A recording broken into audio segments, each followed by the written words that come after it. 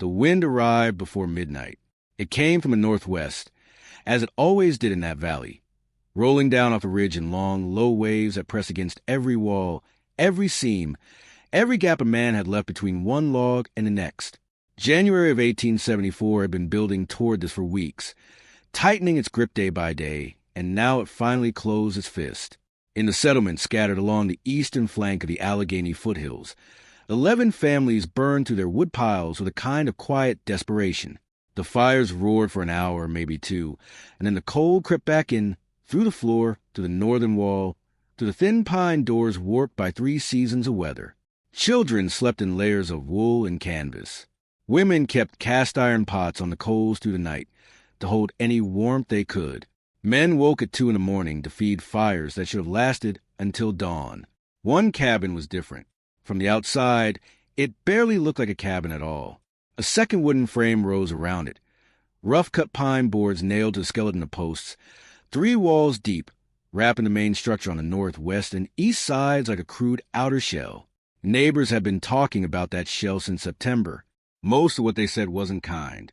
But on this particular night, with the temperature dropping below -8 degrees Fahrenheit, -22 degrees Celsius, and the wind making the timber groan, the man inside that cabin sat by a steady fire burning clean, dry wood.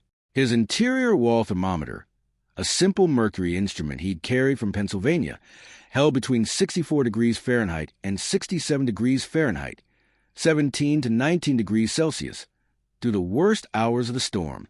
He burned less than half a face cord through the entire night. His neighbors, in identical-sized cabins, burned nearly twice that. He didn't go outside to say anything. He didn't need to. The wood was dry. The show was working. And winter, indifferent as always, was making his case for him. If you've ever wondered how frontier settlers manage brutal winters with almost nothing, make sure to like this video, subscribe, and drop a comment below telling us where you're watching from. We're building a library of forgotten frontier engineering, and you won't want to miss what's coming. To understand what Elias Cord built and why it mattered, you have to understand what the northern frontier demanded of man in the early 1870s.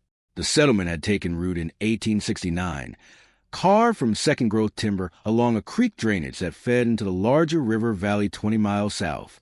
It was not a harsh place by the standards of the northern Great Plains. There were trees, there was water, and the soil was workable. But the winters were long and wet, the kind that never committed to a clean freeze. Rain came in November, turned to sleet in December, and by January the ground was a mix of ice and mud that made hauling anything a misery. Firewood was a central currency of survival. A family of 4 needed between 12 and 18 cords of seasoned hardwood to heat a standard single-room cabin through a full winter. That was a common estimate passed between settlers, though local accounts suggest the number ran higher in bad years. Close to 20 cords when the cold came early and the wood was green. Cutting, splitting, and hauling that volume of wood represented somewhere between 60 and 90 days of labor over the course of a year. For a man already clearing land, maintaining animals, and building a permanent structure, that was a number that never quite balanced. The cabins themselves made the problem worse. Pioneer construction of that era was built for speed, not efficiency. A single-room log structure of roughly 16 by 20 feet, for 0.9 by 6.1 meters, could be raised by a crew of 6 men in 3 to 4 days using butt end pass or saddle notch joinery. Fast, functional, and brutally cold. The walls were typically 1 log thick, 8 to 10 inches, 20 to 25 centimeters, of wood with chinking of clay, moss, or whatever material was available. On the northern and western exposures, where prevailing winds struck directly, that wall thickness was rarely enough. Heat radiated outward almost as fast as a fireplace produced it. Firewood stacking compounded everything. Most settlers arranged their winter supply against the south or east wall of the cabin, covered with a sheet of bark or a simple lean-to roof. If they covered it at all, would expose the snow and rain for weeks absorbed moisture deep into the grain. Green or wetwood burns at a combustion efficiency roughly 40% lower than properly seasoned dry wood. It produces more smoke, more creosote, less heat per pound, and a fire that demands constant attention to stay alive. It was a system that worked well enough in mild years. In hard ones, it killed. Elias Cord had spent his first winter in the settlement, 1872 to 1873, watching all of this very carefully. There is a particular kind of knowledge that comes from working with wood for a long time. Elias had spent 11 years in a sawmill in Lancaster County, Pennsylvania, before the death of his wife, and a long, restless spring convinced him to move west. He understood with the way a man understands a language he grew up speaking, not through rules, but through the grain and weight and smell of it. He knew how green oak held its moisture through a full year of stacking.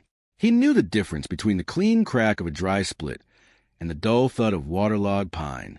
He knew, more than most men in the settlement, how much heat a cord of properly dried hardwood actually contained, and how much of that heat was wasted when the wood wasn't ready. During his first winter, he kept a rough mental ledger. A neighbor to his north, a man named Walter Pruitt, who'd come down from Ontario with a wife and 3 sons, burned to what appeared to be 15 cords between November and March. The cabin was no larger than Elias's own, roughly 320 square feet, 29.7 square meters of interior space. The fire ran all day, banked at night, and still the family wore coats indoors through February. The walls wept condensation in the mornings. The chinking had cracked and been repacked twice already. To the west, a young couple named the Sheffields had stacked their wood directly against the west-facing wall, uncovered. By January, the outer 3 rows had frozen solid and needed to be thawed by the fire before they'd catch a flame. They burned what Elias estimated to be nearly double the heat value they were actually extracting from their wood. The rest went up the chimney as steam and smoke, or simply never ignited at all. The problem wasn't laziness or ignorance. These were capable, hard-working people. The problem was structural. The system everyone was using had never been optimized. It had simply been inherited, copied from the cabin before it, and the one before that, passed down through a tradition that confused familiarity with efficiency. Wet wood, cold walls, no buffer between the interior and the wind. 3 separate failures that everyone had accepted as inevitable. Elias did not accept them as inevitable. That spring, April of 1873, when the mud had firm enough to walk on, he began sketching in a small brown notebook he kept inside his coat. The sketches were rough, planned views of his cabin, arrows showing wind direction, measurements of wall thickness, and on the 4th page, the first outline of something his neighbors had never seen and would spend the next 5 months making fun of. Elias Cord was not an easy man to know. He was somewhere in his mid-40s, lean and deliberate in the way that men who work with heavy machinery tend to be, always aware of where his hands were, always thinking 2 steps ahead of the task in front of him.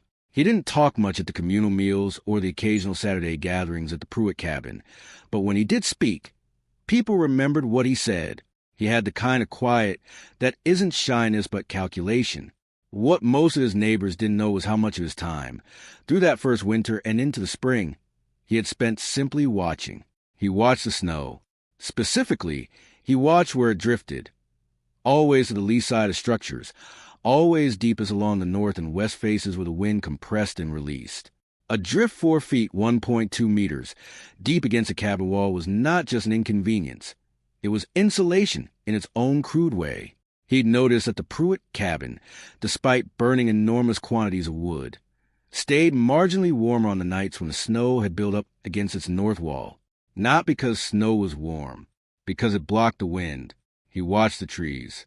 Old-growth hardwoods on the exposed ridge lost their bark on the windward side. The timber that had stood for a century had learned to present its densest face to the prevailing northwest flow.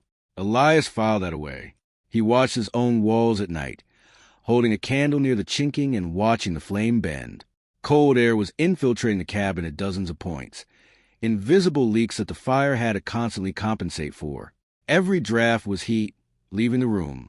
Every gap in the chinking was a small, continuous defeat.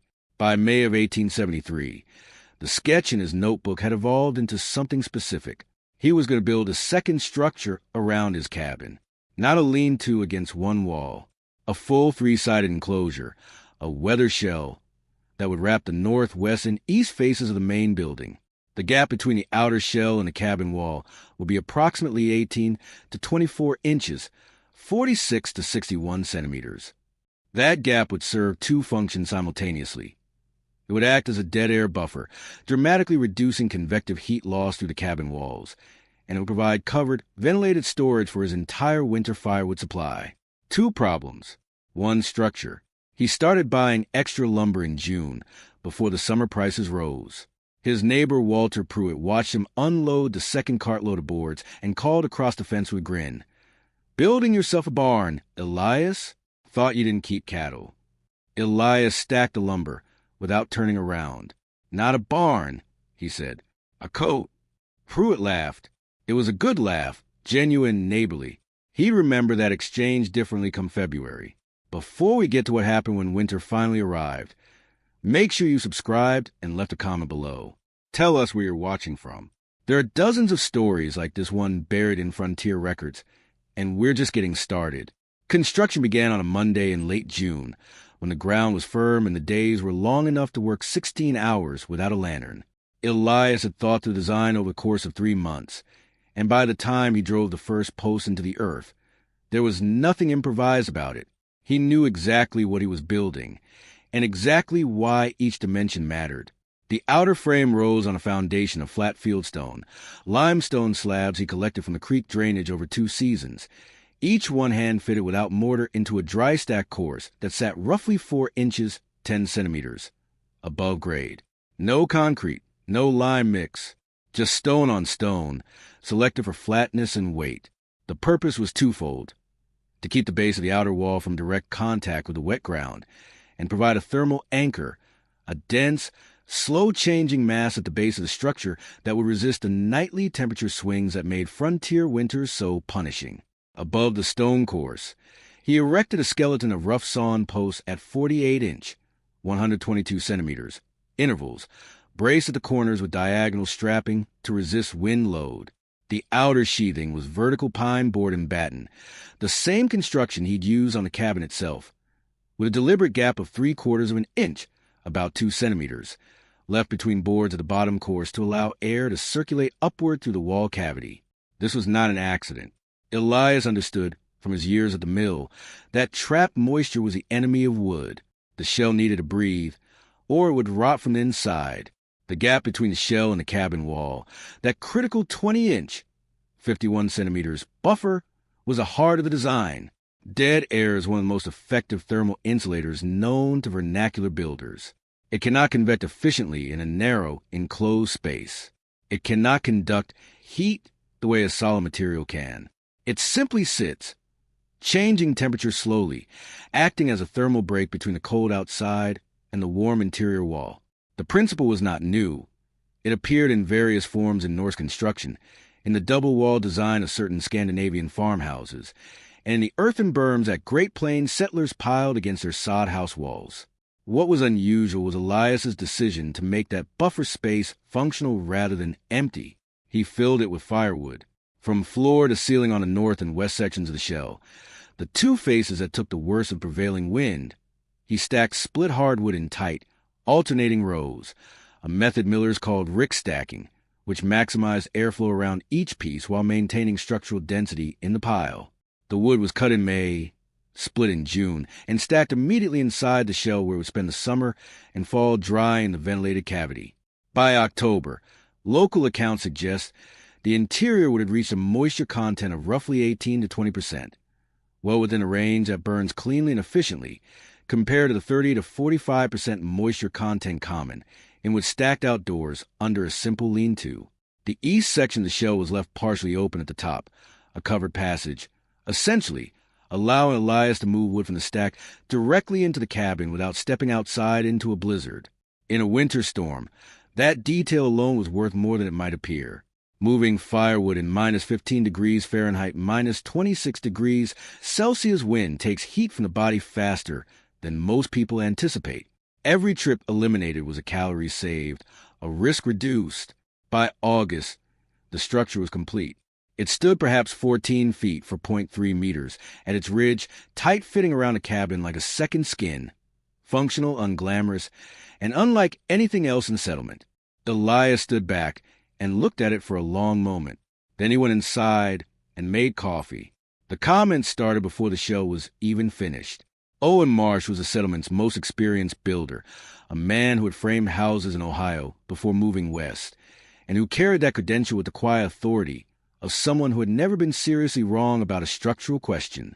He walked by Elias's property on a Thursday afternoon in July, stopped at the fence, and studied the rising outer frame for a long moment with his arms crossed. "You're going to trap moisture in that cavity," he said finally. "Wood against wood, no ventilation worth mentioning. You'll have rot in both walls by spring." Elias explained the bottom course gap, the board and batten spacing, the deliberate airflow design. Marsh listened with the patient expression of a man who has already made up his mind. "It's wasteful," Marsh said. "All that timber for a woodshed you could have built in a day. A proper lean-to on the south face, bark roof. For posts, that's what works. Been working for 30 years. He wasn't wrong that the lean-to worked. It did work after fashion. But Elias had spent a winter watching exactly how well it worked, and the answer was, not well enough. Walter Pruitt was less technical in his objections and more direct. He called the structure a house for a house on at least 3 separate occasions, which the settlement apparently found funnier each time. The phrase made the rounds. By August, it had become a fixture at Saturday gatherings. Someone would spot Elias across the clearing and nudge the man next to them, and the phrase would pass through the group like a small, satisfied ripple.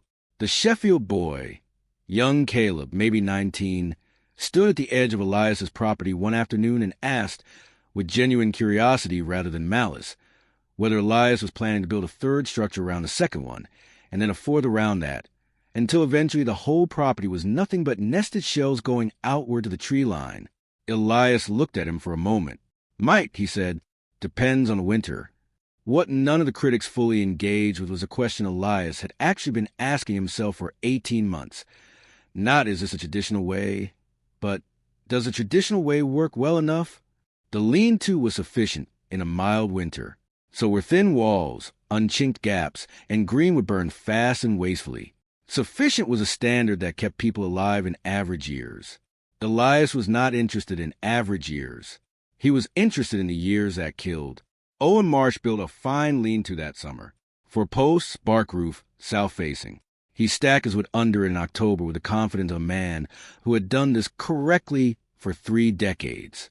The wood sat exposed to the north wind on 3 sides throughout November and December, absorbing moisture from every rain and every thaw-freeze cycle. By January, it had a surface frost on the outer rows that took a full hour by the fire to drive out before the wood would catch reliably. Marsh said nothing about this, but he noticed the tension in the settlement that autumn was not dramatic or confrontational. It was quieter than that. The particular social discomfort of a community that is committed collectively to a method and is now watching one of its members quietly refuse to commit alongside them. Frontier communities ran on shared practice. Deviation was inefficiency at best, arrogance at worst. Elias understood this. He had grown up in such a community. He knew that the only argument that would ever be accepted was the one winter made for him. So he stacked his wood, finished his shell, and waited. The winter of 1873 to 1874 arrived 11 days ahead of the seasonal average, or so local records of that region suggest, based on the account of settlers who noted the first hard freeze in their diaries and letters. By the second week of November, the temperature had dropped below 20 degrees Fahrenheit minus 7 degrees Celsius and held there. The creek froze from the banks inward, the mud turned to iron overnight, and the settlement began particular arithmetic of a northern winter. How much remains? How much cold is left? How long must each cord last? December was manageable. Most families had adequate supplies. The fires were still burning through seasoned outer rows of their stacks, and the cold, while persistent, had not yet become cruel. There was even a thaw in the third week. 2 days of temperatures climbing back above freezing, rain falling, and then a hard snap that encased everything in a 1/4 inch, 6 millimeters, of ice. That ice event mattered more than anyone initially recognized. It sealed the surface of every uncovered or poorly covered woodpile in the settlement, under a shell that took real effort to break through. More critically, it drove moisture back into wood that had been making progress toward dryness through the autumn. Walter Pruitt spent a morning with an axe cracking ice off his outer stack. Owen Marsh reported later that his lean-to had shed the rain adequately, but done nothing to stop the ice from forming on the exposed faces. Inside Elias's shell, the firewood was untouched. January broke open in the first week with a clarity and force that left no room for misunderstanding.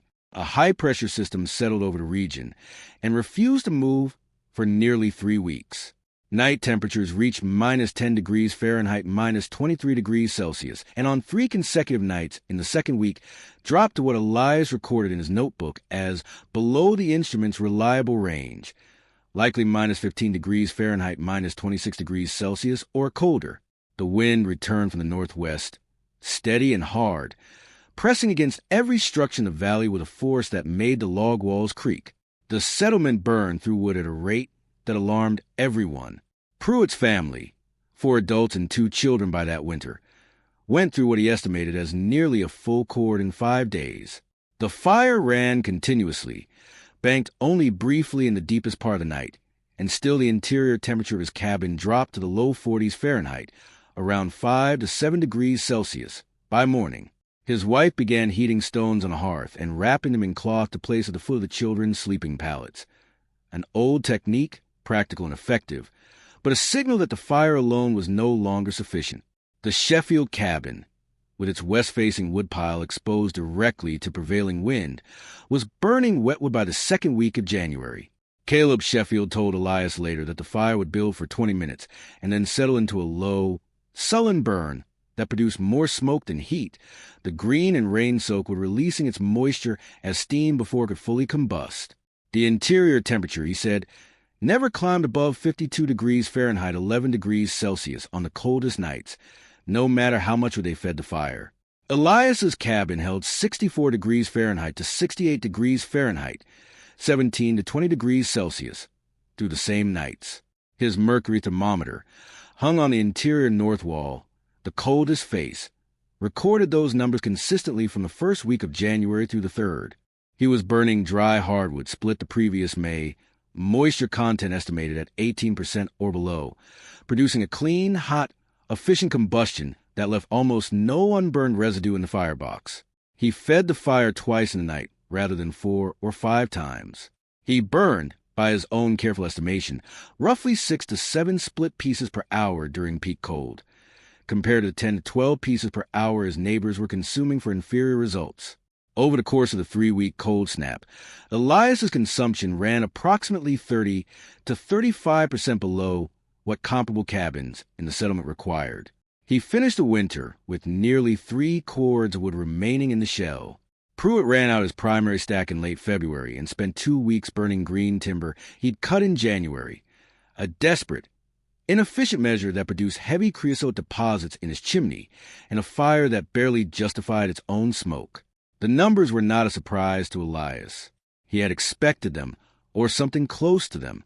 What surprised him quietly was a look on Walter Pruitt's face the morning after the worst night of the cold snap, when Pruitt walked over to return a borrowed auger and found Elias sitting on his covered porch, the porch that opened into the shell passage, drinking coffee in a wool shirt without a coat, the interior of the shell around him radiating the warmth of 10,000 board feet of slowly drying wood, the cabin behind him holding its heat, like a hell breath. Pruitt stood at the fence for a long moment. "How warm is it in there?" he asked. Elias told him the number. Pruitt didn't say anything. He handed back the auger, nodded once, and walked home.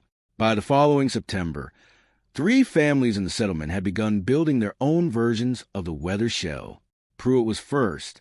He approached Elias in late April, after the snow had finally left the ground and the creek had dropped back within its banks. He came with his hat in his hands. Not literally, but in the manner of a man who has spent several weeks rehearsing a conversation he'd rather not have. He said he'd been thinking about the structure, said he wanted to understand it properly before he tried to build one himself.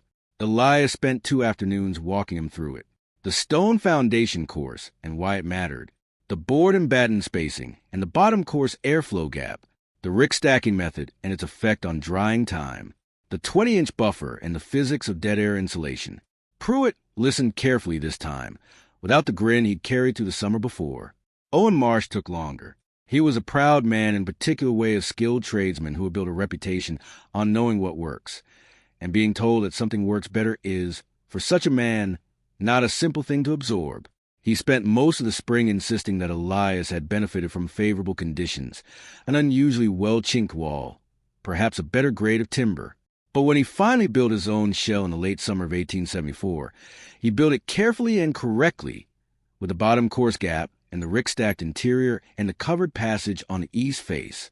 He never publicly acknowledged that he'd changed his mind, but the shell went up, and it stayed up for years afterward. The Sheffields didn't need much convincing. Caleb Sheffield had been 52 degrees Fahrenheit, 11 degrees Celsius cold for 3 weeks. He built his shell in August with lumber he'd been cutting since May, and by October his wood was drying under cover in a ventilated cavity, protected from every rain, every freeze, every thaw cycle that would have robbed it of its heat value the previous year. The concept spread beyond the settlement in the way that genuinely useful ideas spread on the frontier, not through pamphlets or patent filings, but through conversation at the mill, through travelers stopping for a night and noting the odd double structure, through letters sent back east describing what a man in the Allegheny foothills had figured out by watching snow drift and wood rot. By the early 1880s, variations of the weather shell appeared in homesteading guides and carpenter manuals circulating through the northern states and territories. Some called it a woodshed wrap. Others referred to it as a buffer enclosure or a winter vestibule. The terminology varied. The principle was the same, a secondary outer structure that simultaneously insulated the cabin wall, dried and protected the firewood supply, and eliminated the exposure penalty that frontier settlers had been paying in labor and cold and wasted wood since the first cabins went up. It was not a miracle. It was geometry and air and dry wood burning the way dry wood is supposed to burn. Elias Cord did not seek recognition for it. He was not that kind of man. He lived in the settlement for another 11 years, kept his shell in good repair, restacked his wood every June, and burned clean fires through every winter that followed. When he finally left the valley in 1885, headed farther west by most accounts, he left the shell standing. The family that moved into the cabin after him used it for 2 more decades without fully understanding what had been designed into it or why. They just knew that it would stay dry, and the cabin stayed warm. There is a particular kind of intelligence that doesn't announce itself. It watches, measures, and builds, and then lets the winter make the argument. Elias Cord was not an inventor. He was an observer. He looked at a problem everyone else had accepted as permanent, identified 3 specific mechanical failures behind it, and solved all 3 with a single structure made from common materials and common sense. The frontier is full of stories like his. Most of them were never written down. They were passed from hand to hand, from carpenter to apprentice, from father to son, and then gradually lost as new materials and new methods made the old questions seem obsolete. But the old questions are never really obsolete. How do you keep heat in? How do you keep moisture out? How do you do more with less in a place where there is never quite enough of anything? The answers, it turns out, were already built. Somewhere along a creek drainage in the Allegheny foothills, in the winter of 1873 to 1874, they were proven once again. If this story stayed with you, if you found yourself thinking about dead air gaps in dry wood and the man who built a coat for his cabin, then you already understand why this channel exists. Hit like, subscribe, and leave a comment below telling us where you're watching from. Every week we go looking for the engineering that the frontier figured out and the modern world forgot. The next story is already waiting. Educational and historical content. This screenplay is a very similar reconstruction based on frontier-era building practices and plausible period conditions. Character names, specific dialogue, and precise measurements represent informed narrative reconstruction. This content does not substitute for professional engineering, construction, or fire safety guidance.